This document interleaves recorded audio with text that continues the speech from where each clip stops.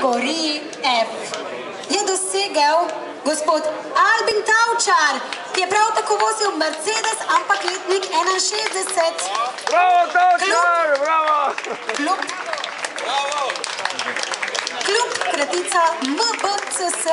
Mercedes Classic Klub Slovenija. Pa sej, kaj pa če druga bi, če Mercedes zavozil, ne? Takole. In zdaj še, kdo bo odšel tukaj najviše, kdo bo vstopil na najvišjo stopničko, gospod Bogdan, pripravljeni. Gospod Franc Horvat, ki je vozil Opel GT letnik 69, klub VKMS. Bravo!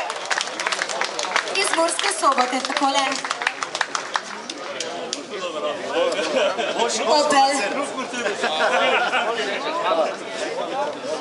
Iskrene čestitke.